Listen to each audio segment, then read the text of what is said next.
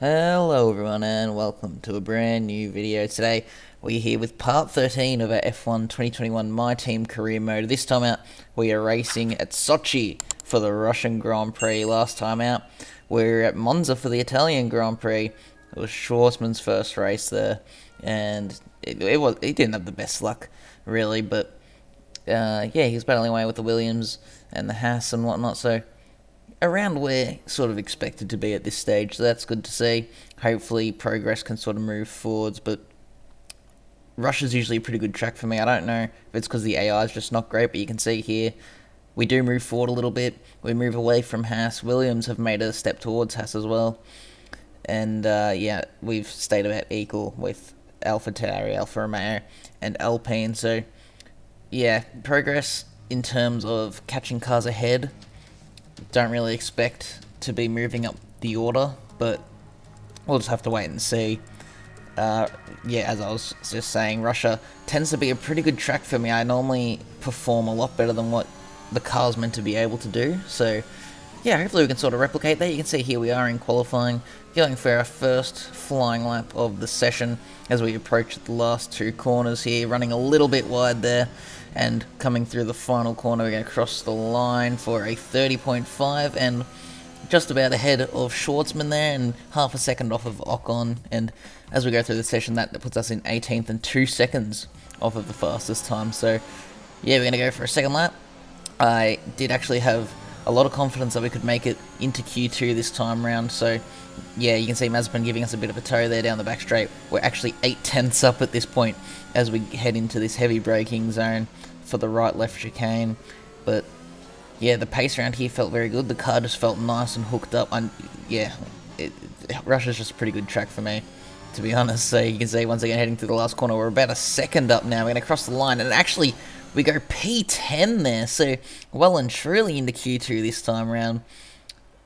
That might be our best Q1 performance, I'm pretty sure. Last time at Austria, I don't think we were this high up the field, so good to see there. You can see Schwartzman, unfortunately, out in P19, but yeah, so through to Q2, finally. I think that is our first time since Austria, so yeah, certainly a lot more confidence this time around, and yeah, just sort of pushing on with our first Q2 lap here. You can see on the mediums, because I didn't have any softs left, so, well, I did have softs left, but only one more set of softs for Q2, so just having to go out on those mediums and see where we can go, and we can see we do actually out-qualify Giovinazzi there, so yeah, a lot of confidence as we head on to our second lap now on the soft, so we should absolutely be finding more time here.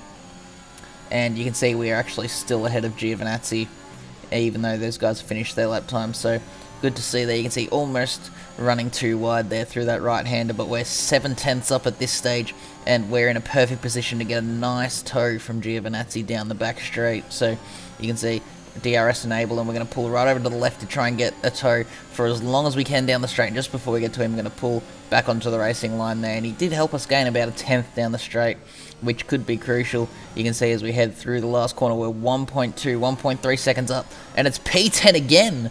So we're through to Q3 now for the second time in this career mode. So yeah, I don't know what it is about this track, but yeah, just a ridiculous amount of pace. But I'm going to now leave you with this lap, so enjoy.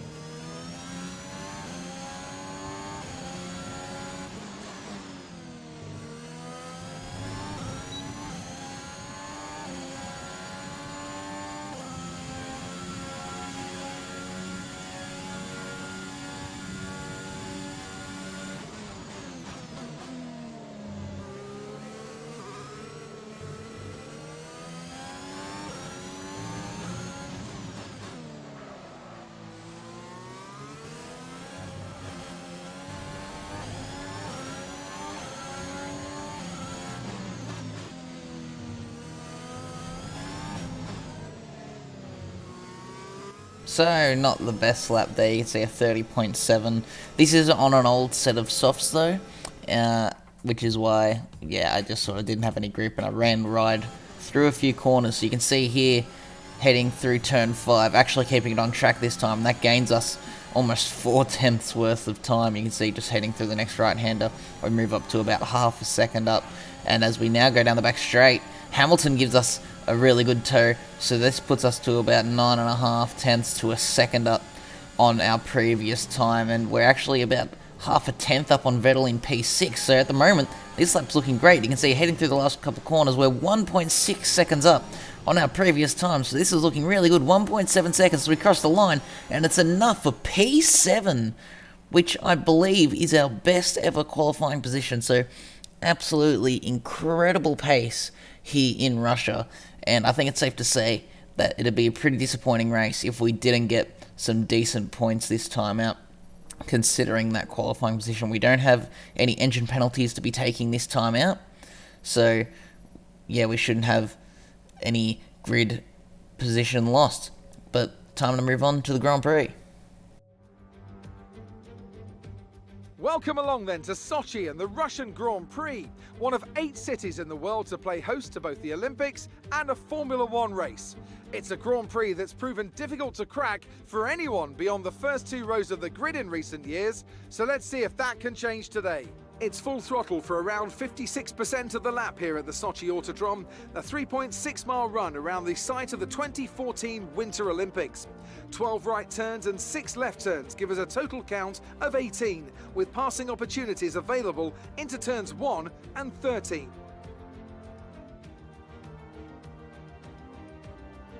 Anthony Davidson joins me once again in the commentary box, and it's fantastic to have you with us here today, but I'm curious, as a man with experience out on the track, how do you stop those pre-race nerves from becoming overwhelming when you're lining up on the grid? But from the moment qualifying's over, you start to feel the adrenaline in your body build up and the buzz in your stomach as you anticipate the run down into turn 1. It's all a bit like going into battle, and the unknown situation makes you nervous. Those pre-race nerves are a good thing. The day you don't have them means that you don't care anymore. And of course, you have to make sure that all the procedures are second nature to you, so that they're not taking up too much of your capacity.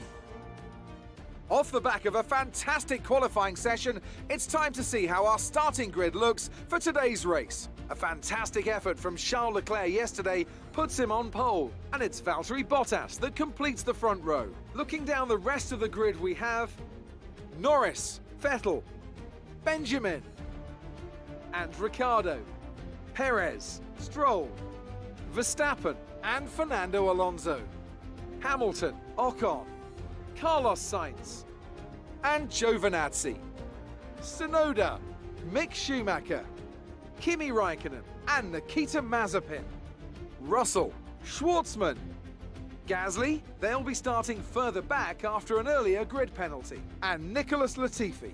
And now it's time to head down to the track. Now that we've got some points on the board, let's continue this form and aim for another top 10 finish. So here we are on the grid preparing for the race. It's going to be 10 laps on the softs to start us off before pitting for 17 laps on the mediums. Pretty conservative on tyre wear this track is. And yeah, no matter where you qualify, it sort of ends up being a one-stop. But you can see that there were a few cars that got some grid penalties, so we'll be starting up in 5th. So we're going to have, hopefully, a nice run down into turn 2. And you can see it's a good launch off the line like we're usually able to get, but once again, just getting fully on the power lets us down, and we actually stay in 5th, so it's not too bad of a start, but we have lost a bit of a gap to the cars behind, so we're not going to be able to capitalise on any of these guys going a bit slow through these first couple of corners. You can see Leclerc and Bottas going side by side, as well as Vettel and Norris, and I'm just sort of stuck sitting behind. You can also see Perez and Ricciardo going side by side, and Ricciardo actually pulls a move on Perez there, so our fellow Australian making his way through the pack, but Leclerc and Bottas still going side by side at this point now as we head through turns 6, 7 and 8, and Norris and Vettel have sorted themselves out in the 3rd and 4th there, and almost running up the back of Vettel there, as the whole pack's just sort of getting slowed down by Leclerc and Bottas still going side by side. So I'm going to try and take advantage of this as we dive to the inside before heading onto the back straight, and we do move ourselves up in the 4th place just behind Lando Norris. And you can see Leclerc and Bottas are still going side by side. This has been maybe 2/3 of a lap side by side around here. Absolutely incredible stuff. You can see Norris trying to find a way through as we head through the chicane. Now they're still going next to each other, but Bottas now just about pulling ahead of Charles Leclerc in the Ferrari there, and we all sort of go single file, but actually Perez pulls a move on Daniel Ricciardo there around the outside of that first bit of the chicane. So good move there from the Mexican to get himself back up into 6th place and chasing down this sort of top 5 pack that we've got going on at the moment. But hopefully we can chase these guys down and maybe even get ourselves up into a podium position. That's absolutely crazy to be saying, but yes, somehow we're in 4th place, and I feel like I've got the pace to get onto the podium at this point. Maybe later on in the race, the sort of lack of tyre wear in this car will start to show and we'll start dropping down, but at the moment this car is absolutely alive. You can see as we head through turn 4, through the sweeper here, we're trying to find a way around the outside of Norris, and we're actually going to dive down the inside, getting a massive tank slapper there, but we do pull it ahead of Lando Norris. You can see cutting forward to lap 6 now, Bottas has pulled 3 seconds ahead out into the lead, so he's absolutely gone here. This track definitely seems to be his favourite track, both in-game and in real life. But you can see we are right on the back of Charles Leclerc. We've got about 8-9 tenths to Norris behind, so we're still not completely clear of him there. But we are right on the back of the Ferrari, and somehow it looks like we're going to be challenging for 2nd place as we set a purple first sector.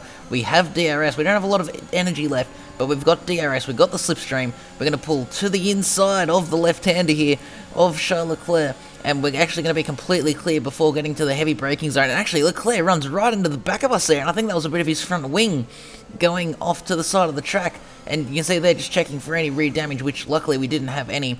But if you have a look at the gaps behind and look at the mirrors, we are absolutely leaving Leclerc behind, and he's holding up all those cars, so he definitely lost some of his front wing. And he's going to pull into the pit lane there. You'll see on the leaderboard his name dropping down the position, so I don't really know what happened there. So we're going to have a look at a replay. You can see he is on board with Leclerc as we're passing him on the left here, and as we get on the heavy braking zone, I didn't brake early, he just didn't slow down and ran straight into the back of us there and lost his front wing. I don't really know what the point of that was, but yeah, very, very strange there from Leclerc to have not slowed down. He could have probably challenged us again for P2, or, at least been fighting for a podium, but now he's going to have to pull into the pit lane there for a wing change. And this is actually back to Norris into Vettel. Vettel did drop a little bit back, but now those guys are probably going to get into a race again. You can see Ricciardo's actually in P5, so the McLaren's doing pretty well here again this weekend. And if you have a look at the leaderboard on the top left, Norris and Vettel are swapping positions every second here as they, I believe, go side by side through this section. So yeah, that's actually just going to help us pull away from them, and unfortunately we don't have the pace to be closing on Bottas, so we've sort of got a gap increasing ahead and behind us at the moment. You can see cutting on to lap number 8 here, we've got 6 seconds up and 4 seconds back, and actually Norris did actually start closing in on us a little bit as that pack settled down and they stopped battling away with each other. You can see here on lap 9 it's 8.6 seconds to Bottas up ahead as we head down the back straight. And it's actually a yellow flag there in that corner heading onto the back straight. And you can see there's this massive train of cars here. We're looking at Lance Stroll just behind Esteban Ocon. And he's actually in a pretty good position to overtake Ocon because he doesn't have DRS. But Stroll, just like Bottas did at Zandvoort, actually just lights up the rears and goes for a spin. And he's just going to sit here on the side of the track and wait for the entire field to go past. So he's going to drop himself right down to 21st position before he gets himself going there. So yeah, Aston Martin, I've been saying they've been having a pretty bad season. Vettel's doing pretty good to be up in the higher places this time round. But yeah, Stroll unfortunately doesn't look like he'll be getting points. But you can see we're pitting now on lap 12. A bunch of people have already made their pit stop, which is why we're in first place at the moment. But you can see Verstappen going past. He started on medium, so he's going long. And Bottas now going past. He's got a massive gap on us.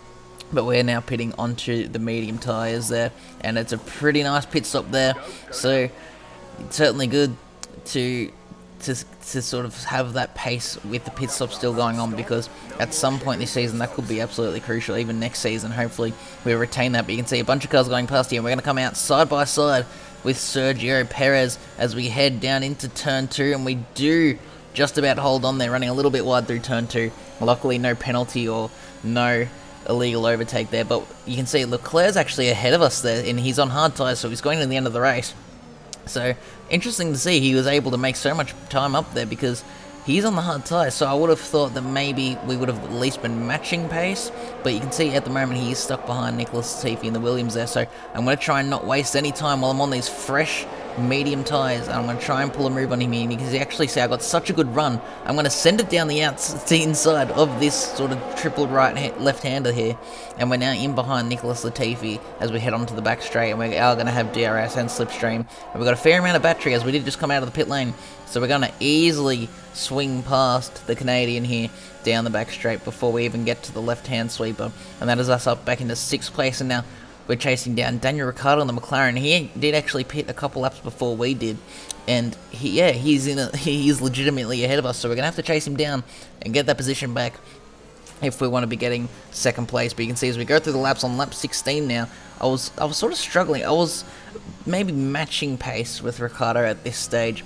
maybe closing in by a 10th a lap, and you can see now cutting the lap 17, the gap 1.1 seconds. So this is sort of where the tables turned a bit, and I was starting to close in a little bit more every lap. You can see we're in 3rd place now. We've got 8 seconds back to Leclerc, and he's actually got Hamilton behind him. Hamilton making his way forwards after getting a grid penalty, and we are right on the back of Daniel Ricciardo. You can see it's an 18-second gap up to Bottas, so we're definitely not going to be getting the win unless Bottas has some sort of retirement. But you can see now we're going to dive to the inside of this left-hand sweep. We're going to have to go around the outside of the chicane, and are we going to be able to hold on? The McLaren does have more downforce and a better chassis, and he is able to sweep around the outside of that second part of the chicane and get back ahead of us. So we're going to have to try and hold on and maybe look at a move down the main straight as we head towards the final 2 corners of the lap.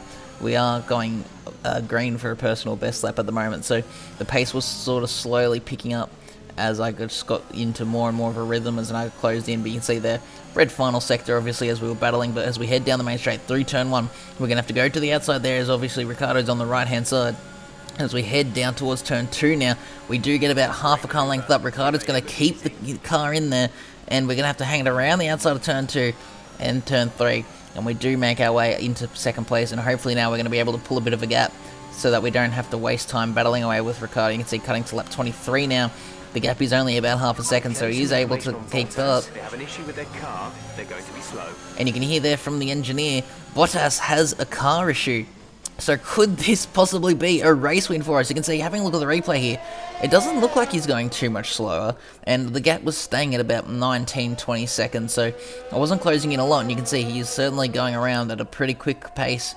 So yeah, I don't really know what the car issue was for Bottas here, but we got notified of it by Jeff, and I don't think that Jeff normally says something when it's not actually happening when it comes to car issues for the AI. So yeah, whatever it wasn't affecting him too much, or he just got rid of it straight away. I don't really know. It might have just been a bit of a reset for the computer from the team back in the garage, and he got that sorted pretty quickly. You can see the gap to Bottas, 19.2 seconds at the moment.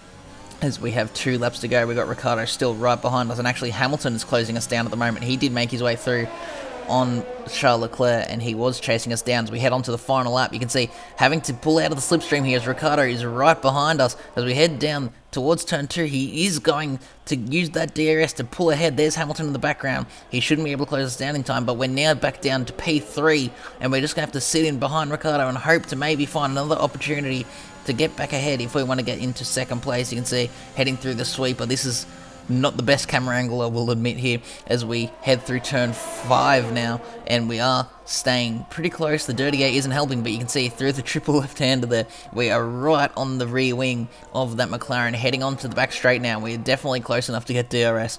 We've got a nice slipstream. We don't have too much energy, but we do have just about enough to be closing right in. We're going to switch things up here and go to the outside of the left-hander, which will give us the inside for the chicane. It didn't work going around the other way when we tried to overtake last time, so we're going to sort of do a bit of a roller reversal, and you can see that works absolutely beautifully as Bottas wins the Grand Prix here in Russia. and we do pull ahead of Ricardo. So unless we make some big mistake, we should be on for a P2. I've sort of been brushing over it, but we're up in P2 somehow here in this Grand Prix. We head through the final 2 corners. This is absolutely incredible. This is our first podium as a team in our first season. Nice work, you did well today. I think the boss will be happy with that one.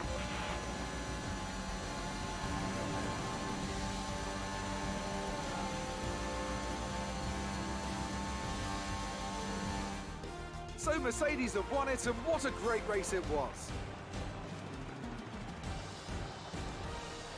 Talk to me, Ant. What was it that set them apart from the competition today? Well, I think it was clear what the main contributing factor out on the track was today: speed. I know it sounds like an obvious thing to say, Crofty, but fast cars win races, and we saw that today with our winner. After an excellent performance at the Grand Prix, I'm sure there'll be plenty of celebrations tonight amongst the Mercedes team, and they certainly deserve it.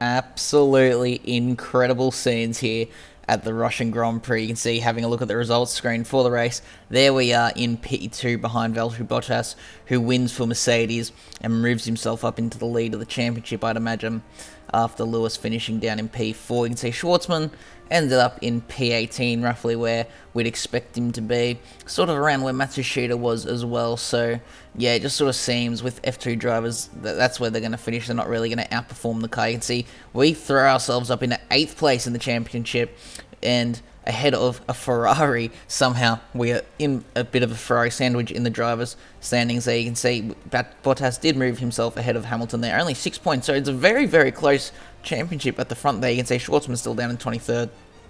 But in terms of constructors, absolutely crazy. I said last time I wanted to sort of overtake Alpine and sort of race them, and we've somehow done that, and AlphaTauri as well we've moved ahead of. We're equal on points there with the Red Bull sister team there. So incredible stuff. You can see I have been saying for quite a while that we're going to lose the rivalry to Alonso, but if we can have another race like this time out, we could even just end up tying with him. He's definitely going to complete those 30 points, so we won't be able to win, but we can absolutely make it a tie and save ourselves from losing too much driver acclaim from that. You can see we got a bunch of driver acclaim there and was able to also get team acclaim to level 13, so getting close to that second sponsor spot. We also get both of our sponsor objectives there, so bringing in some nice cash flow.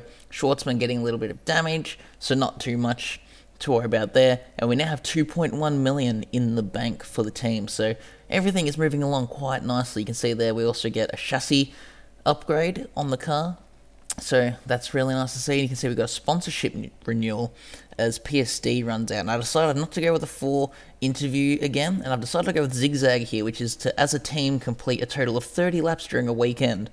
And that's absolutely doable when you combine qualifying and a race together. Just with one driver, you could probably get 30 laps, let alone having the second driver there to help you out. You can see, looking at activities, doing a podium celebration, boosting the morale there for every department. Not really much to lose there, only 15k, but that's not really a lot. And also just sort of helping Schwartzman's focus there and sort of boost him along a little bit, as there wasn't really anything else to do. But we're going to have a look at some upgrades now. We've only got 712 resource points, so not really much to look at. You can see there's the chassis upgrade with the plank that we just got in. And yeah, unfortunately at this stage, no upgrades that we're really able to do because we just don't have the resource points. But yeah, you can see there's the performance graph as it is. You can see I've put zigzag on the car already. So yeah, I am still remembering to do that with the sponsors every time we get a new one. You can see here, I want to get every department up to Spec 1 by the end of the season. So having a look at marketing here, you can see 1.5 million here to upgrade the activities management, and that will boost team activities by 10%, I believe that was, and there we go, we do spend the 1.5 million. We've got 600 grand left, which really, in terms of F1 money, isn't a whole lot, but as we move on through the weekend, we do get an aero upgrade in, and good thing we do get an aero upgrade in, because next round is the Singapore Grand Prix. So yeah, that could be very, very important for us there. But that is all. We will be going to Singapore next time, and if you did enjoy this episode, make sure to leave a like and subscribe to see more content like this, and I'll see you all next time. Goodbye.